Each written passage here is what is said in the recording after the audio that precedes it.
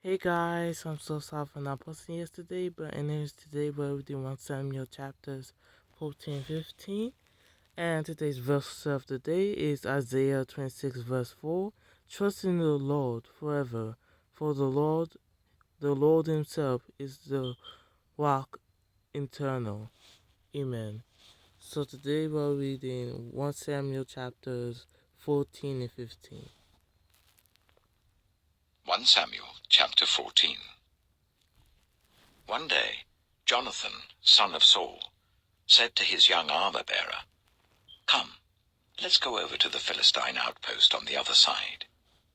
But he did not tell his father.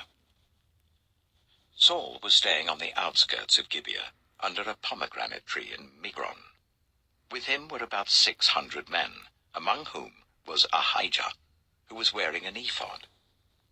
He was a son of Ichabod's brother, Ahitub, son of Phinehas, the son of Eli, the Lord's priest in Shiloh. No one was aware that Jonathan had left. On each side of the pass that Jonathan intended to cross to reach the Philistine outpost was a cliff. One was called Bozez, and the other Seneh. One cliff stood to the north towards Michmash, the other to the south towards Geba.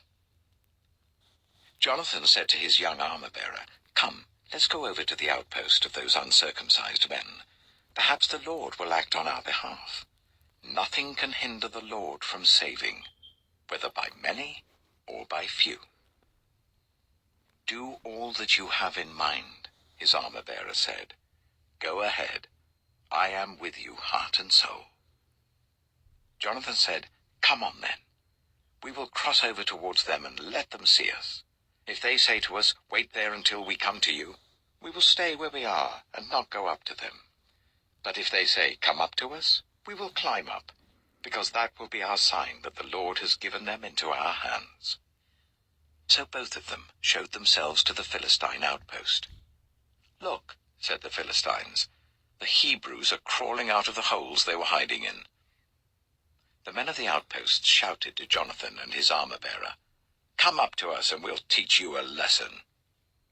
So Jonathan said to his armor-bearer, "Climb up after me. The Lord has given them into the hand of Israel." Jonathan climbed up using his hands and feet, with his armor-bearer right behind him. The Philistines fell before Jonathan, and his armor-bearer followed and killed behind him. In that first attack, Jonathan and his armor-bearer killed some 20 men in an area of about half an acre. Then panic struck the whole army, those in the camp and field and those in the outposts and raiding parties, and the ground shook. It was a panic sent by God. Saul's lookouts at Gibeah in Benjamin saw the army melting away in all directions. Then Saul said to the men who were with him, "Muster the forces and see who has left us." When they did, it was Jonathan and his armor-bearer who were not there. Saul said to Ahijah, "Bring the ark of God." At that time it was with the Israelites. While Saul was talking to the priest, the tumult in the Philistine camp increased more and more. So Saul said to the priest, "Withdraw your hand." Then Saul and all his men assembled and went to the battle. They found the Philistines in total confusion, striking each other with their swords. Those Hebrews who had previously been with the Philistines and had gone up with them to their camp went over to the Israelites who were with Saul and Jonathan. When all the Israelites who had hidden in the hill country of Ephraim So sorry about that, guys. So let's continue. run, they joined the battle in hot pursuit. So on that day the Lord saved Israel, and the battle moved on beyond Beth-aven. Now the Israelites were in distress that day, because Saul had bound the people under an oath, saying, "Cursed be anyone who eats food before evening comes, before I have avenged myself on my enemies." So none of the troops tasted food. The entire army entered the woods, and there was honey on the ground. When they went into the woods, they saw the honey oozing out, yet no one put his hand to his mouth because they feared the oath. But Jonathan had not heard that his father had bound the people with the oath, So he reached out the end of the staff that was in his hand and dipped it into the honeycomb. He raised his hand to his mouth, and his eyes brightened. Then one of the soldiers told him, "Your father bound the army under a strict oath, saying, 'Cursed be anyone who eats food today.' That is why the men are faint." Jonathan said, "My father has made trouble for the country.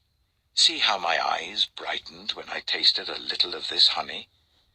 How much better it would have been if the men had eaten today some of the plunder they took from their enemies. Would not the slaughter of the Philistines have been even greater?" That day, after the Israelites had struck down the Philistines from Michmash to Ajalon, they were exhausted. They pounced on the plunder, and, taking sheep, cattle, and calves, they butchered them on the ground and ate them, together with the blood. Then someone said to Saul, "Look, the men are sinning against the Lord by eating meat that has blood in it." "You have broken faith," he said. "Roll a large stone over here at once."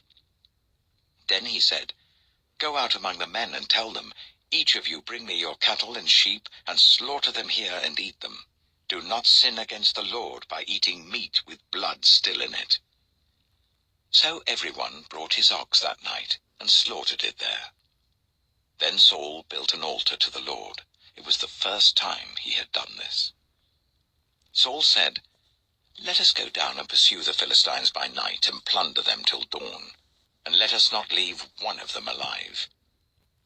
"Do whatever seems best to you," they replied. But the priest said, "Let us inquire of God here." So Saul asked God, "Shall I go down and pursue the Philistines? Will you give them into Israel's hand?" But God did not answer him that day. Saul therefore said, "Come here, all you who are leaders of the army, and let us find out what sin has been committed today. As surely as the Lord who rescues Israel lives, even if the guilt lies with my son Jonathan, he must die." But not one of them said a word. Saul then said to all the Israelites, "You stand over there. I and Jonathan my son will stand over here." "Do what seems best to you," they replied. Then Saul prayed to the Lord, the God of Israel, "Why have you not answered your servant today? If the fault is in me or my son Jonathan, respond with Urim. But if the men of Israel are at fault, respond with Thummim." Jonathan and Saul were taken by lot, and the men were cleared. Saul said, "Cast the lot between me and Jonathan my son." And Jonathan was taken. Then Saul said to Jonathan, "Tell me what you have done." So Jonathan told him, "I tasted a little honey with the end of my staff, and now I must die?" Saul said, "May God deal with me, be it ever so severely, if you do not die, Jonathan." But the men said to Saul, "Should Jonathan die? He who has brought about this great deliverance in Israel? Never. As surely as the Lord lives, not a hair of his head shall fall to the ground, for he did this today with God's help." So the men rescued Jonathan, and he was not put to death. Then Saul stopped pursuing the Philistines, and they withdrew to their own land. After Saul had assumed rule over Israel, he fought against their enemies on every side: Moab, the Ammonites, Edom, the kings of Zobah, and the Philistines. Wherever he turned, he inflicted punishment on them. He fought valiantly and defeated the Amalekites, delivering Israel from the hands of those who had plundered them. Saul's sons were Jonathan, Ishvi, and Malchishua. The name of his elder daughter was Merab, and that of the younger was Michal. His wife's name was Ahinoam, daughter of Ahimaaz. The name of the commander of Saul's army was Abner, son of Ner, and Ner was Saul's uncle. Saul's father, Kish, and Abner's father, Ner, were sons of Abiel. All the days of Saul there was bitter war with the Philistines. And whenever Saul saw a mighty or brave man, he took him into his service. Amen. So that was 1 Samuel chapter 14, and I will go to read 1 Samuel chapter 15. 1 Samuel chapter 15.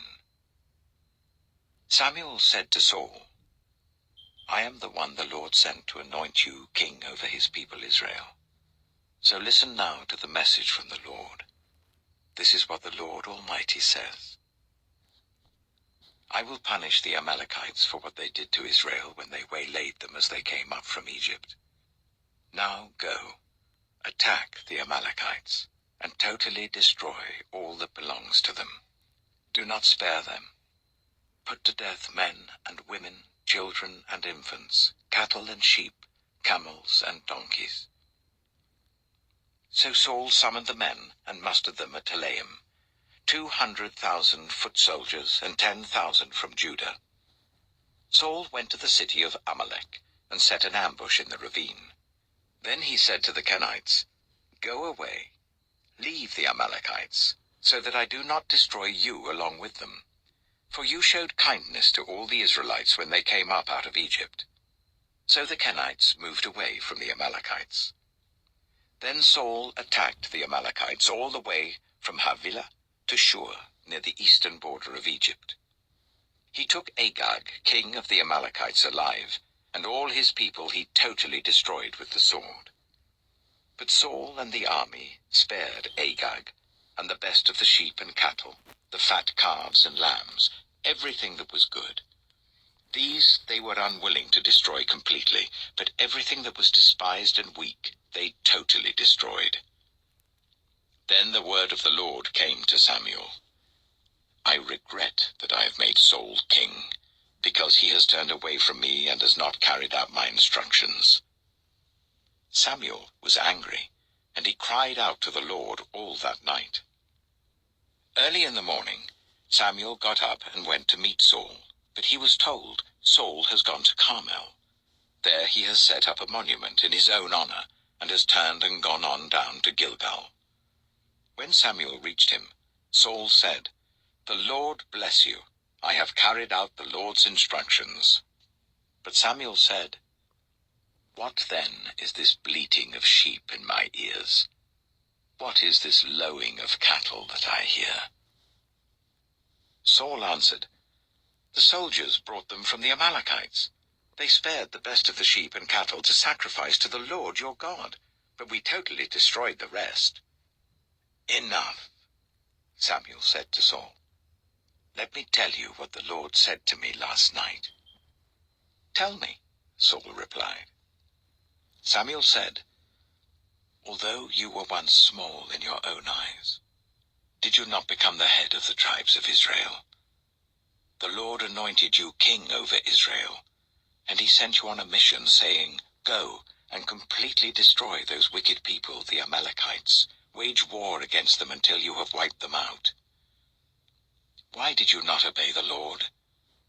Why did you pounce on the plunder and do evil in the eyes of the Lord? But I did obey the Lord, Saul said. I went on the mission the Lord assigned me. I completely destroyed the Amalekites and brought back Agag, their king. The soldiers took sheep and cattle from the plunder, the best of what was devoted to God, in order to sacrifice them to the Lord your God at Gilgal. But Samuel replied, Does the Lord delight in burnt offerings and sacrifices as much as in obeying the Lord? To obey is better than sacrifice, and to heed is better than the fat of rams. For rebellion is like the sin of divination, and arrogance like the evil of idolatry. Because you have rejected the word of the Lord, he has rejected you as king. Then Saul said to Samuel, I have sinned. I violated the Lord's command and your instructions. I was afraid of the men, and so I gave in to them. Now I beg you, forgive my sin and come back with me, so that I may worship the Lord. But Samuel said to him, I will not go back with you. You have rejected the word of the Lord, and the Lord has rejected you as king over Israel." As Samuel turned to leave, Saul caught hold of the hem of his robe, and it tore. Samuel said to him, "The Lord has torn the kingdom of Israel from you today, and has given it to one of your neighbors, to one better than you. He who is the glory of Israel does not lie or change his mind, for he is not a human being that he should change his mind." Saul replied, "I have sinned, but please honor me before the elders of my people and before Israel. Come back with me so that I may worship the Lord your God." So Samuel went back with Saul, and Saul